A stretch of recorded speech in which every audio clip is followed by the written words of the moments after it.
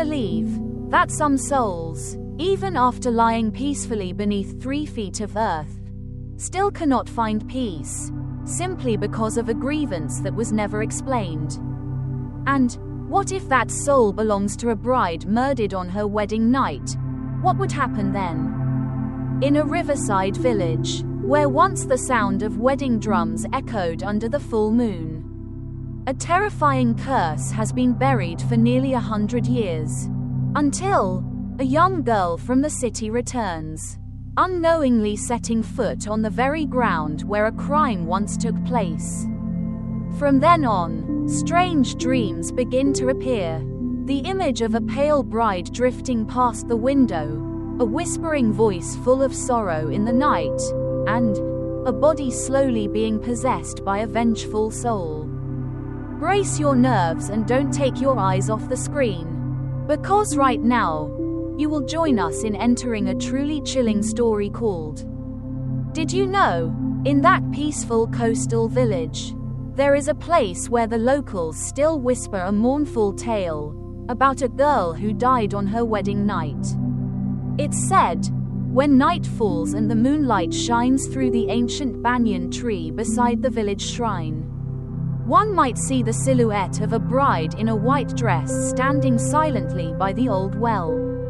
Her long hair flowing, eyes gazing into the distance toward the flickering lights scattered across the empty fields. No one dares to go near that shrine at night. The elders warn their children to stay away, and the young ones tremble in fear every time they hear dogs howling at midnight.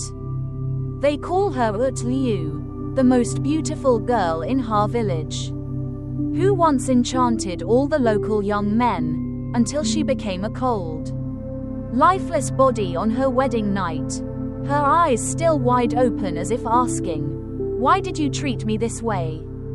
Nearly a century has passed, and the small shrine on the wild hill still lies quietly there, overgrown with weeds, its moss-covered walls seemingly holding onto a secret never revealed. Trin, a final-year architecture student, decides to return to her grandmother's hometown in her village to seek inspiration for her graduation project. She brings along her camera, sketchbook, and a little bit of youthful daydreaming. Trin's grandmother lives alone in a 3-room ancient house, its tiled roof already covered in green moss. On her very first day back, Trin is immediately captivated by the raw beauty of this land, especially by an old shrine at the foot of the hill, with an ancient banyan tree so large that it takes 3 people to wrap their arms around it. That afternoon, as dusk settled in, Trin wandered around and stopped by the shrine. She didn't know why, but she felt strangely emotional. A vague sadness welled up, even though she had never known anything about this place. Her footsteps gently led her inside, where she saw a simple altar with a wooden plaque carved with 3 words, Liu Ti Nung. On the incense table, a bundle of partially burned joss sticks still lingered. Trin froze. There was something very strange. Her heart suddenly pounded. Her hands trembled as she opened her sketchbook. And unconsciously, she began to draw, without thinking, without any prior draft. Trin's hands moved freely, creating the image of a woman in an old-fashioned wedding dress, long flowing hair, standing beside the ancient banyan tree. When she finished, Trin was startled. She couldn't recall how she managed to draw every detail so precisely. The gown, the hair, even the sorrowful look in the woman's eyes. It was as if she had met her in a dream. That night, Trin tossed and turned, unable to sleep. Outside, the wind howled in gusts. At exactly 3 a.m., she sat up, startled by the sound of a wind chime tinkling, even though there was no wind. Then, the sound of light footsteps in the yard, as if someone was walking barefoot on the cold brick floor. She looked out the window and froze. Under the dim moonlight, she saw a figure in white, sitting by the old well. Trin rubbed her eyes, thinking she was seeing things. But when she looked again, no one was there. The next morning, Trin told her grandmother. The old woman said nothing, only sighed and lit incense on the ancestral altar. When Trin asked, her grandmother only murmured, "Don't go near the shrine at night. Child, in that place, the living must never call the dead by name." From that day on, Trin began having strange dreams. In her dreams, she wore a white wedding dress, standing in the temple courtyard, and a man's voice softly called out, "But, will you ever forgive me?" In another dream, she was dragged away in the dark night, with the sound of sobbing and someone's hands clawing, clutching at her gown. Each morning when she awoke, Trin's heart pounded wildly, and red marks lined her wrists as if someone had held her tightly all night. Stranger still, Trin gradually changed. She became quiet, often lost in thought, sometimes staring for hours at the ancient banyan tree.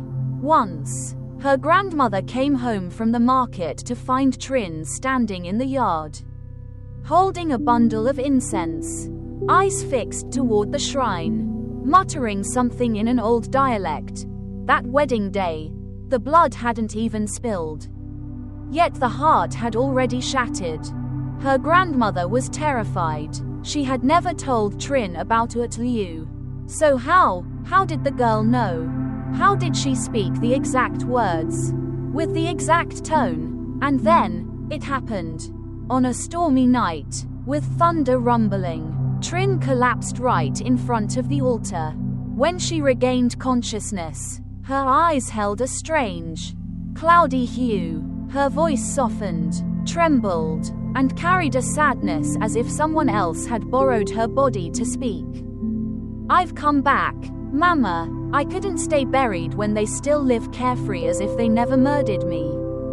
And from that moment on, the people in Ha village began to feel something had awakened after nearly 100 years. A restless soul, a grievance never resolved. Was Trin still Trin? Or just a body, for a wronged bride's spirit to return, for revenge?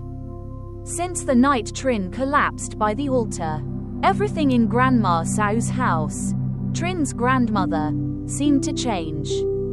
The air turned unusually cold, even though it was the height of summer. Some nights, she heard barefoot footsteps echo through the old house, the tapping sounds on the brick floor like someone searching for something lost. Trin remained alert, still carried on her daily routines. But there was one thing that suffocated Grandma with fear. Trin's eyes no longer held the warmth of her beloved granddaughter.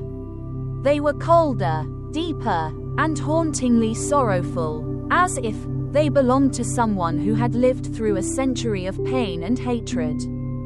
In her sleep, Trin often jolted awake in the middle of the night, drenched in sweat, murmuring phrases in the old Hu dialect. Her voice choked like a woman who had just lost everything. Once, Grandma Sao heard her sob, "Mama, I can't take it anymore. I want to go home." Grandma Sao told the story to Mr. Muoy, the village shaman, a man who once vowed never to go near Ut's shrine again after being pressed by a ghost 3 nights in a row when he was young. But after hearing Trin's story, he quietly took an old coin, placed it in his palm, stared at Trin's sleeping face, and whispered, "This is not good. The spirit of an old soul has possessed this girl's body." But what was strange was that Trin didn't become weaker. On the contrary, she grew stronger, more energetic, even able to recall old village stories that even Grandma Sao didn't know. Trin could redraw houses that had been torn down 50 years ago. She retold the legend of the ancient shrine with every detail, as if she had lived in that era. And then, something strange happened. One afternoon, Trin stood in the middle of the old communal yard. where Liu's wedding had once taken place. She raised her hand and traced in the air the shape of a wedding gate made of bamboo, covered with white lilies. She didn't look around, just silently closed her eyes, her lips murmuring something that sounded like an ancient poem. An old man from the village happened to pass by, trembling as he walked closer, then collapsed to his knees when he heard Trin softly recite, "Who has forgotten the beetle tray?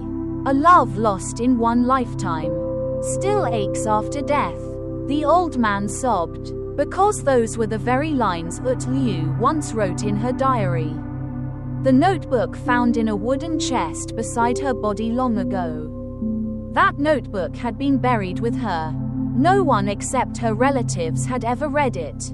So how did Trin know? That question pierced deep into the villagers' hearts. From that point on, rumors spread quickly. People said Liu had returned.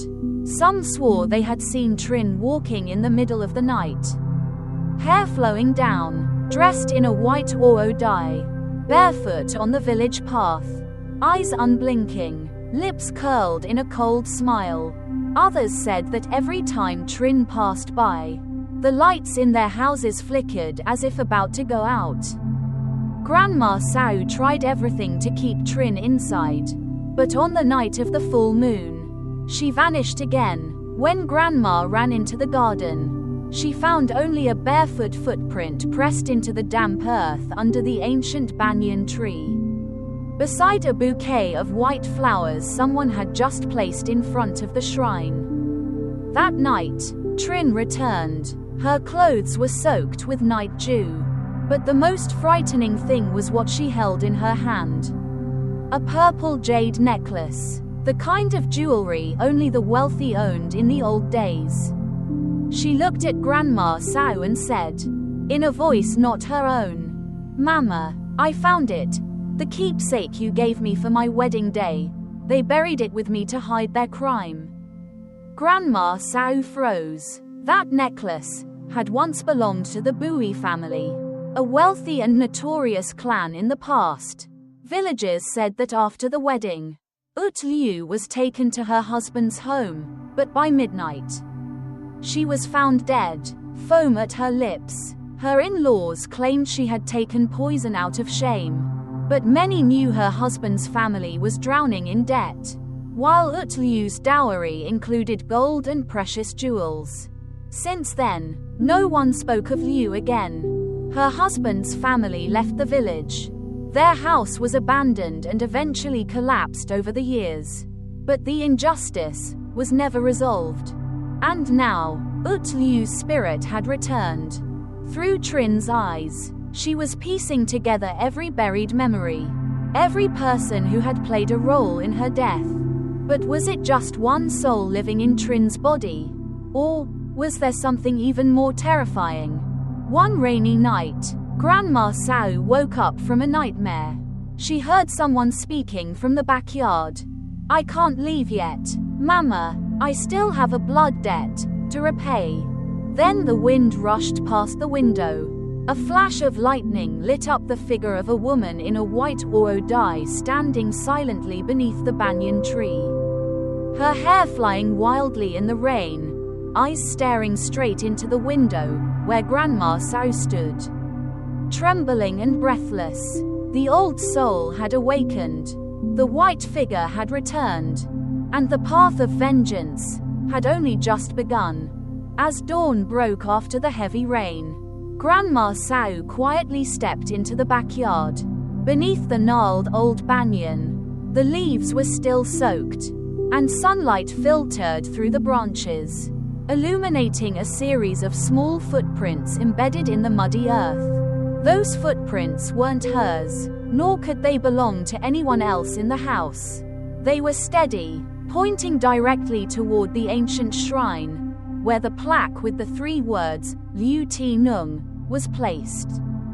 Grandma Sao shivered, her hand gripping the old rusty key ring tightly. A vague unease rose in her chest, as if what was about to happen was no longer within human control. Trin woke with dark circles under her eyes. Her face pale, her hands still clutching a wrinkled piece of white silk, the kind used to make a wedding gown. Though she had no idea where it came from, she remembered nothing of the previous night, only feeling as if someone else had been thinking for her. Every move, every word felt like it was being guided by something invisible.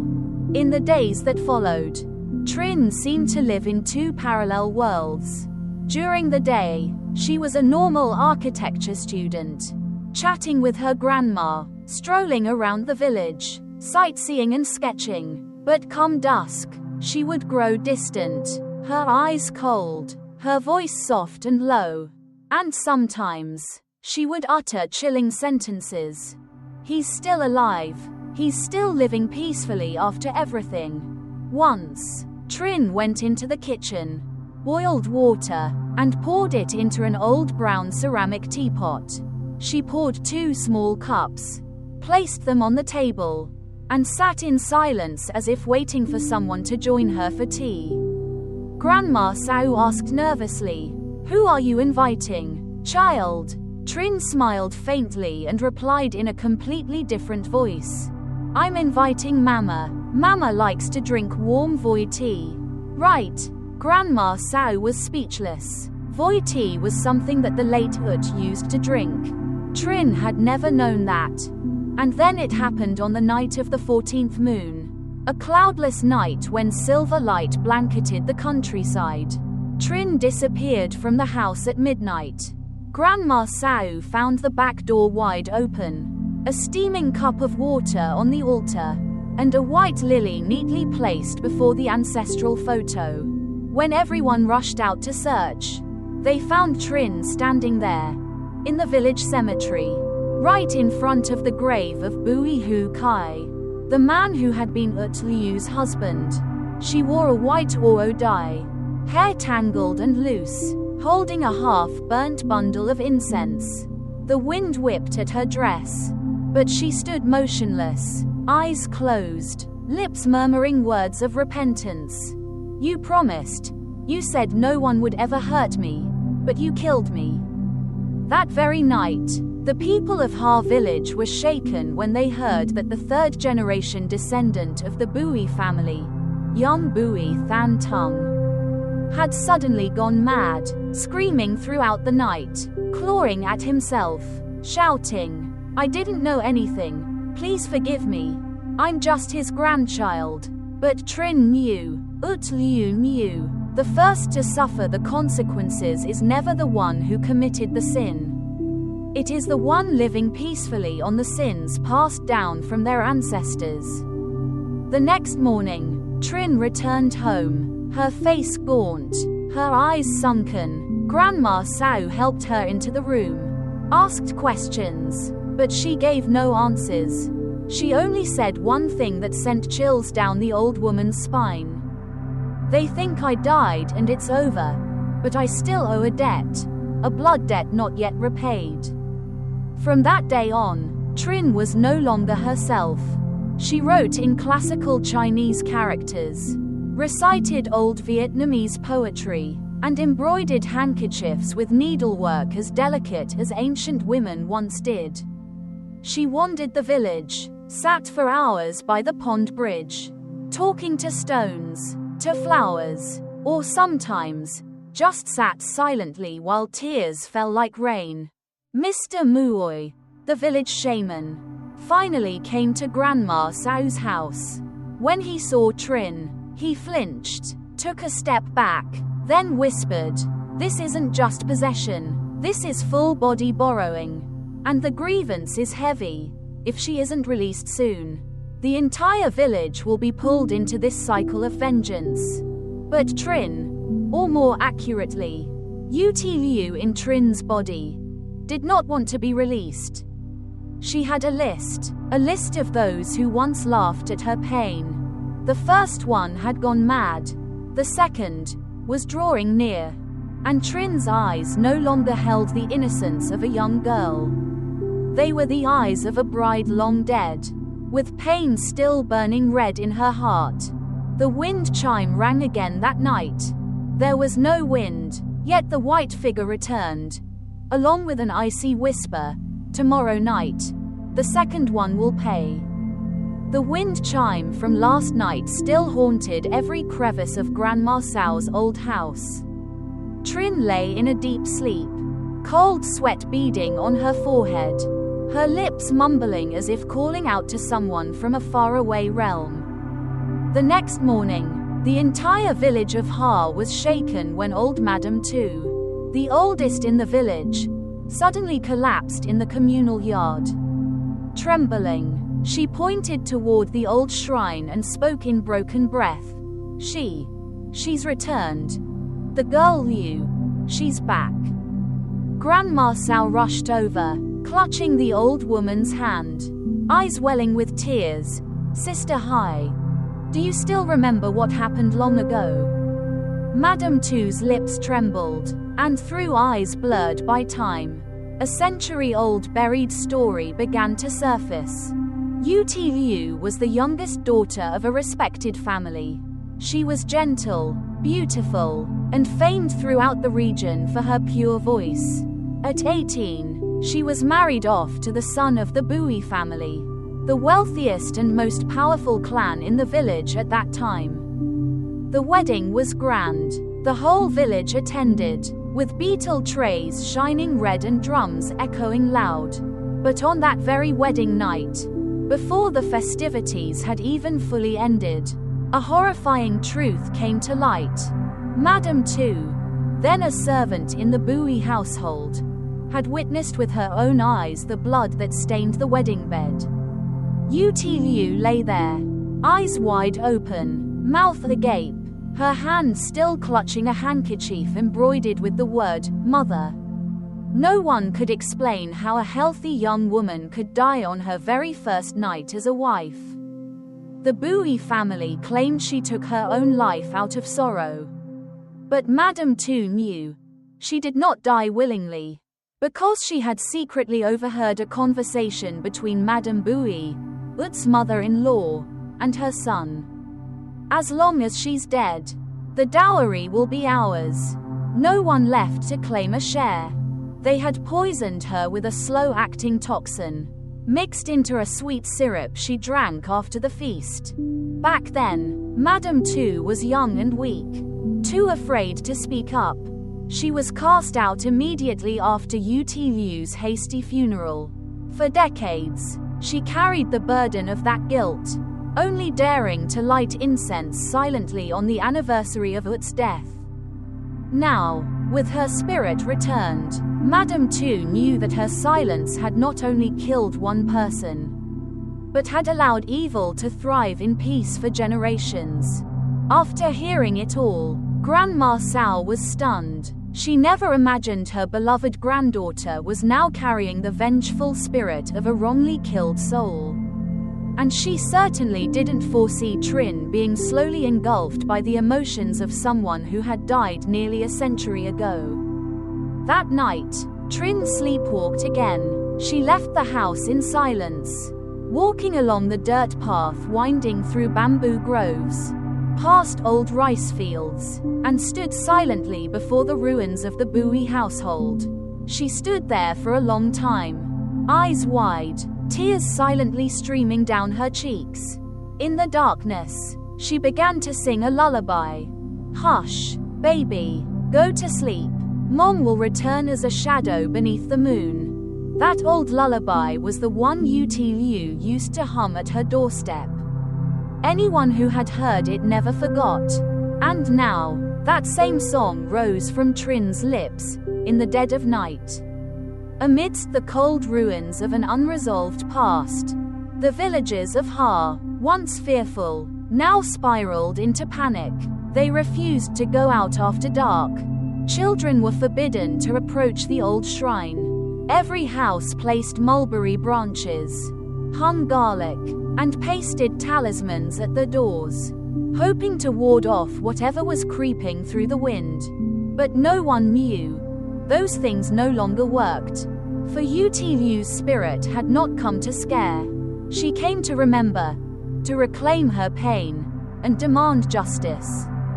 That night, Trin dreamed she was in the wedding chamber from long ago, dressed in a red embroidered owl dye with dragons and phoenixes.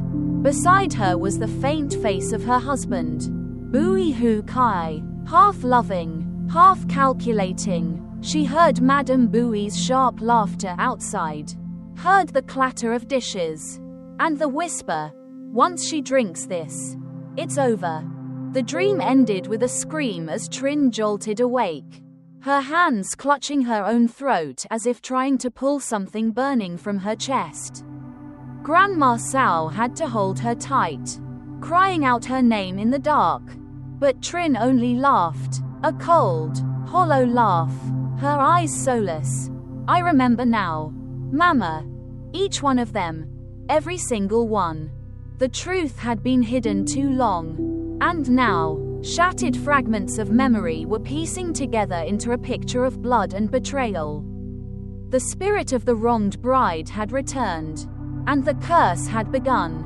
After the nightmare, Trin awoke in the middle of the night, her body icy cold. In her chest was a searing, heavy ache. She no longer cried, nor was she afraid. She simply sat still, her empty gaze fixed on the window bars, where the old banyan tree stood silently as a witness to 100 years of injustice.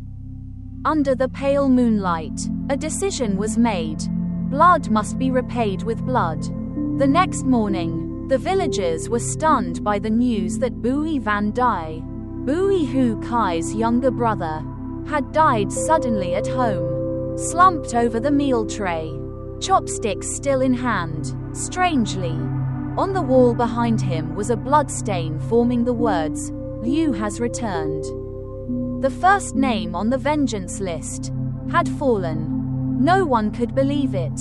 Dai was the only surviving member of the Bui family in Ha village. Though he lived quietly and rarely went out, everyone knew he had been a witness at Ut Liu's wedding. He had carried the ceremonial trays, delivered the wine to the bridal chamber, the very wine laced with poison by the mother-in-law. Back then, he was only 15, but he chose to stay silent his whole life. Now, the price of that silence was a death shrouded in mystery. Trin said nothing, but that night, Grandma Sao heard her crying. Not sobbing, but a quiet, persistent weeping, like someone who had taken a life but found no peace. She sat by the altar, her fingers moving along prayer beads she had no memory of owning. Her lips murmured, "I don't want to kill, but if I don't, who will seek justice for me?" The next morning, she looked normal again, but her eyes had changed. No longer the innocent gaze of a student, nor the confused look of someone possessed. Instead, there was a strange calmness, as if she had embraced her new role, the one who collects blood debts. Villagers began whispering about a white figure often seen near the old shrine at midnight. A woman selling goods at the head of the village said that one night she saw, from afar, a girl standing before the shrine, long hair cascading down her back, dressed in white, holding a bouquet of lilies. Before she could call out, the girl turned around, but there was no face, only a gaping, black void, like a tear in reality. The woman fainted on the spot. The next morning, her family took her to the clinic. Her mouth still muttered, "She's back. She's back." Day by day, the air in the village grew heavier. Black cats appeared more often. Dogs howled at odd hours.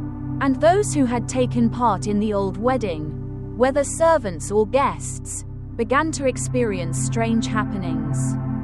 A blacksmith who once forged the wedding gate broke his arm in a freak accident. An old woman who dug the foundation for the Bui house fell and broke her spine. And the man who tore up Ut Liu's suicide note to hide it suddenly lost his mind, wandering every night along the canal, calling out a single name, Liu. Liu, don't come back. Grandma Sao witnessed everything in fear.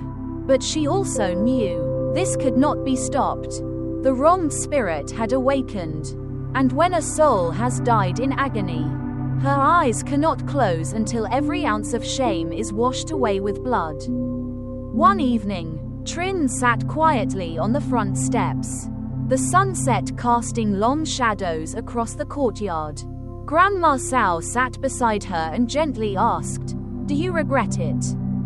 "Child." Trin didn't answer immediately. She turned slowly, eyes heavy with sorrow, as if carrying a lifetime. "Grandma, do you know, the dead, they should be forgotten. But I'm not allowed to forget, because I only died once. And that death was a stain they tried to smear and bury." The wind blew. Petals fell to the ground like sighs echoing from deep within. That night, Grandma Sao dreamed of a wedding. Drums beat loudly, white flowers filled the courtyard. A bride stepped out from a room draped in red silk. But instead of a smile, there were blood-filled eyes. She turned to Grandma and whispered like a breeze, "I won't forgive.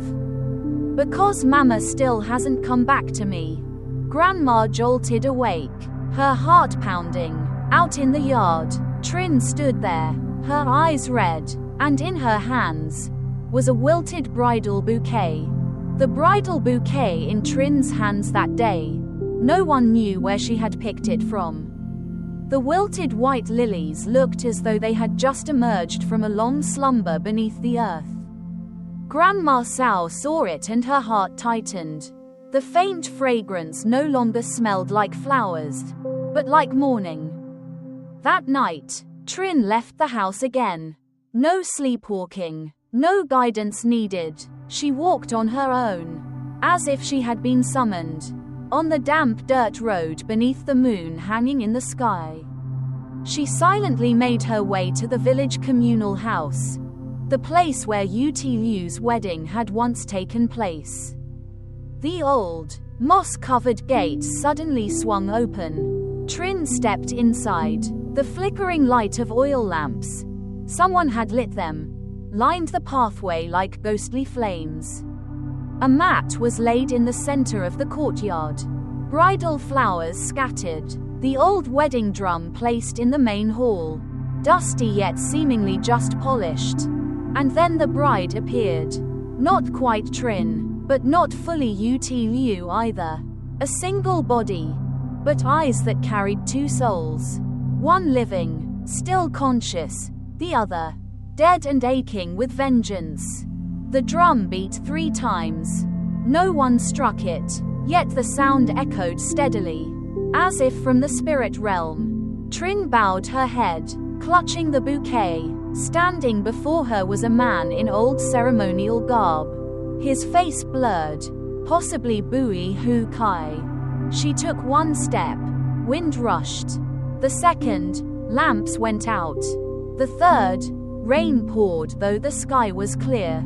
As she reached to offer the bouquet, the man's face vanished. In its place was a deep void. From it came a chilling voice and laughter. "You do not belong among the dead. Go back." Trin collapsed. Her eyes went blank, froth at her lips. When Grandma Sao and the villagers found her, she was lying soaked in the courtyard, the bouquet crushed beneath her. From that night onward, Trin changed. Stranger still, she began to see another girl, a slim figure who always stood behind her in the mirror.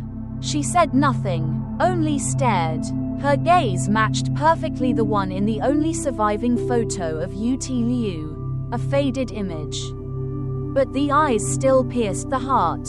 Trin told Grandma Sao, but she couldn't believe it, until she too began dreaming of the girl, standing on the porch, holding an oil lamp, softly calling, "Mama, come back to me."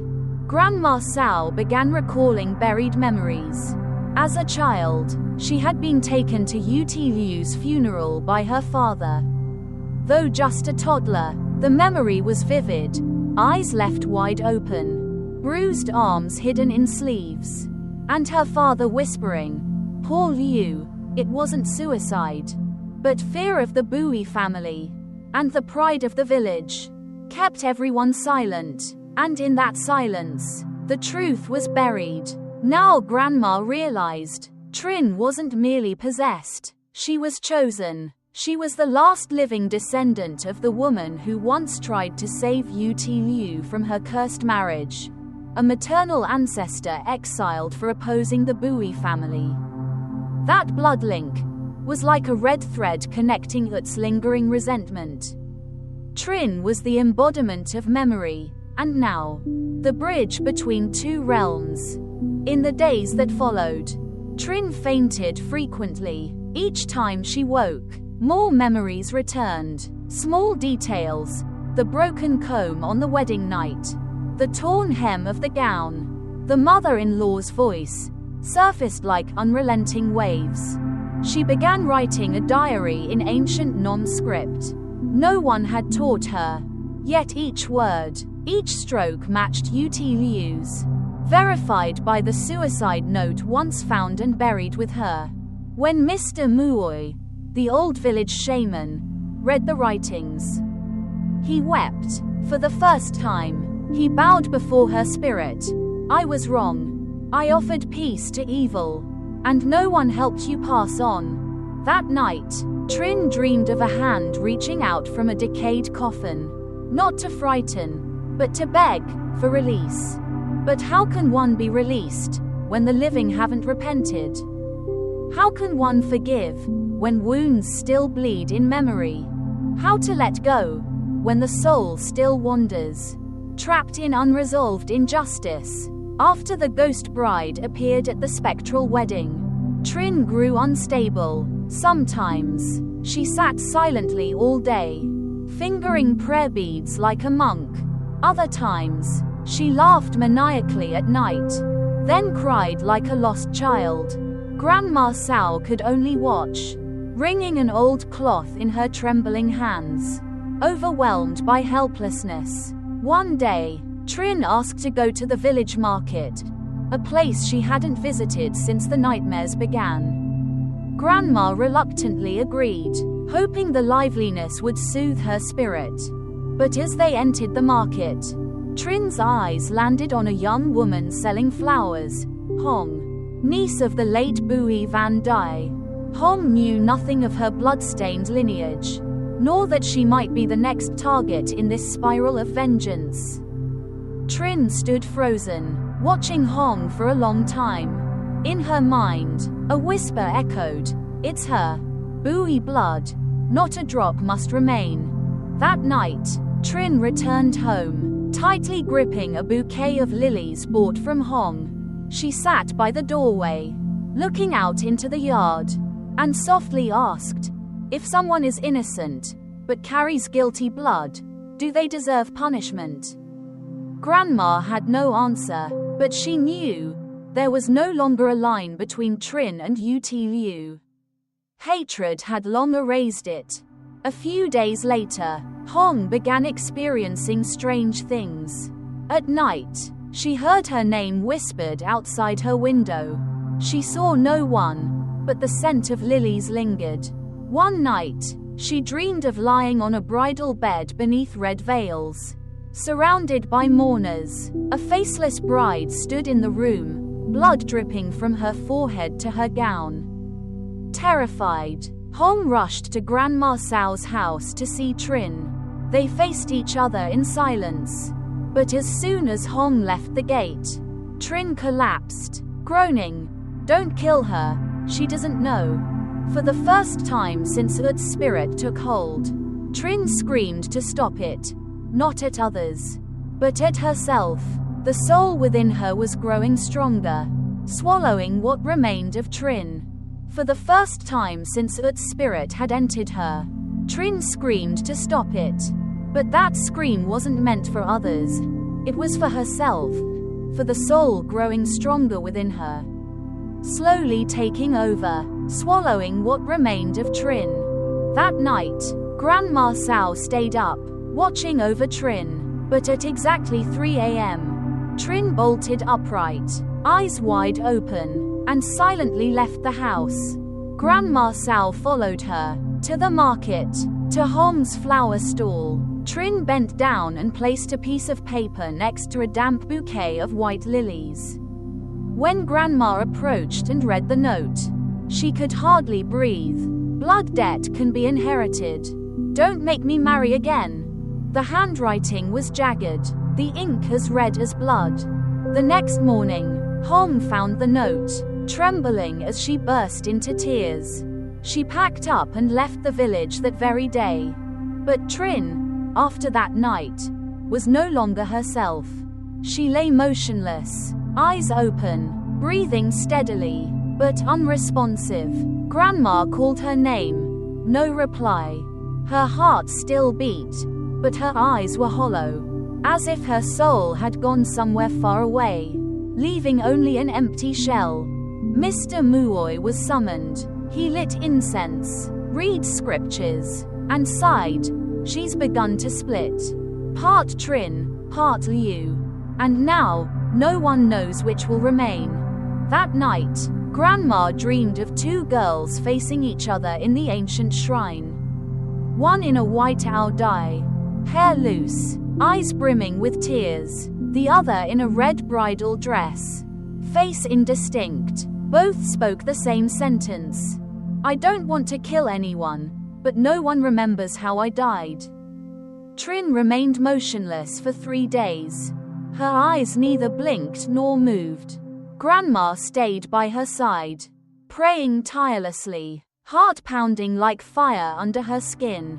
But what frightened her most wasn't Trin's silence, but the moment she began whispering in her sleep. No, I won't go. I'm not Liu.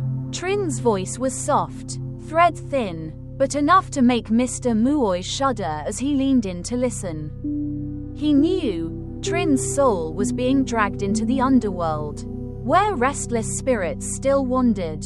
And there, Ut Liu was no longer a pitiful bride.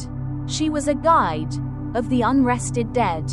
On the third night, under a milky moon and wind howling past old tiles, Trin rose, but the eyes weren't hers.